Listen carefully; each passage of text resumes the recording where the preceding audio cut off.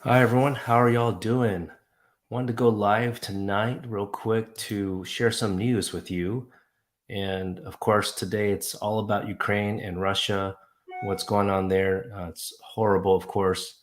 It's unnecessary and unprovoked what Russia is doing. And it's, as you know, it's just completely flexing. Putin is trying to flex his power. And when countries like this, dictators like him, do this unprovoked actions, there are some expectations on what America is supposed to do and how they can help. Uh, and as you may have read about, America is trying to, from what I understand, is trying not to get too involved with the conflict, with the war, and more so because they don't want to create a World War III. So they're trying to do it other ways. Now, this is not necessarily a political talk, but I wanted to share some background. And by the way, thanks Priscilla for watching. By the way, if you are watching from or really anywhere, let us know where you're watching from. At least a state or a country. That'd be great to know how far this YouTube channel is reaching. Sometimes I like to do a late night one because the kids are finally in bed. Thank goodness. So if you have parents, you know what I'm talking. If you have kids, you know what I'm talking about. But yeah, I want to share some resources for anyone that may know a Ukrainian or someone that is in Ukraine. And here's why. Because let me share my screen here. I checked the State Department. I checked the State Department list of the countries near Russia.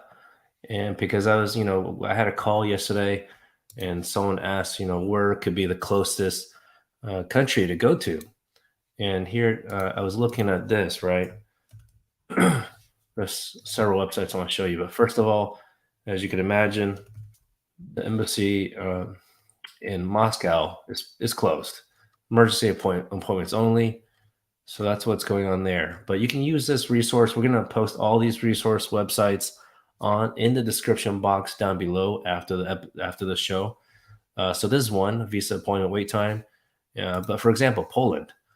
I put it in Poland here. I believe I heard that they're accepting refugees from Ukraine. But as you can see here, it says level 4. Okay, level 4 is the highest level travel advisory provided by the State Department of the United States. Here it is on the right side, level 1 being the exercise normal precautions. What's up, Lennon from Orlando? Apologies if I mispronounced your name. So that's Poland. Okay, so here's Belarus, the next closest country. And it also says do not travel. And these are this one's from February 28th. This one's from November 30th, more so because of health reasons, COVID-19. Okay, so, and as you might know, the what's it called? The Department Homeland Security Secretary Alejandro Mayorkas. Okay, he announced today that there's going to be they're allowing temporary protected status for people from Ukraine. But when you read into the details, my friends, at least the way I understand it, it only helps people who have been here since March 1st, 2022. Okay, so let me share that one because I know people are excited about it, but from what I read, and you can tell me if I'm wrong, but there's a press release from today, March 3rd, 2022, announced it that they would have TPS for 18 months. Sorry, it's a little small. Okay, there we go. 18 months. And let's see here. And you might know, you've heard about TPS very often the past year because of the immigration reform that it's stagnant, going nowhere apparently. But anyway, they're allowing this TPS for countries that are going through a war, essentially invasion, or there's or their country has been suffer some kind of hurricane or natural disaster like Haiti has many times, unfortunately. Excuse me, I'm a little bit sick. That's why I haven't been able to go live the past couple weeks. But yeah, here it says, here we go. Individuals eligible for TPS under this designation must have continuously resided in the US since March 1st, 2022. And I'm just going to take this off screen now because I'm going to express my frustration. That's ridiculous. How many people would be here? I mean, that's great that that's been designated in the first place, but obviously people are still fleeing Ukraine. So they should have a window period. They didn't specify. Maybe they'll do that later on in terms of or extending it. But as of now, they only said since March 1st, 2022, which I can slightly understand because it's only March 3rd, right? But maybe they could have made an announcement in general that it'll be open for much longer. So if you know what I'm talking about, smash the like button, okay? Because this is why we have the channel here, friends. We're trying to be transparent and keep the government accountable. You know, I don't want folks to think that, oh, one party or the other are necessarily the best. It always ebbs and flows. I know it may seem like Democrats are trying to do a good thing, but you know, if they really wanted to do better for immigration, there's more they can do for sure. And I'm sure you understand that. So smash the like button if you understand what I'm talking about. And let me know if you have any questions in the meantime, since I'm here and I haven't been here in a couple weeks. Let's see here. But yeah, that's one thing I want to share with you. The other thing here is the State Department website for folks in Russia. Okay,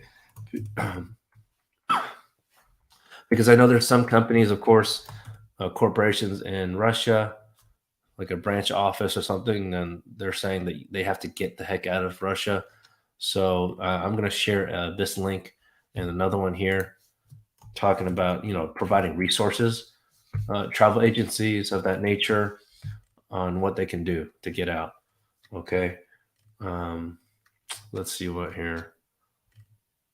So we're here to help. Okay. Any way that we can. I mean, I only practice law in America, but there's a bunch of other resources. If you're part of the LinkedIn community, you may have seen a lot of different resources. For example, here, I have not personally vetted these different organizations, so you have to do your own due diligence. But if you want to help out, there's plenty of organizations. I realize it's kind of small to see, but we're going to provide all these links in the description down below. Okay, let's get rid of that cookie message. Okay.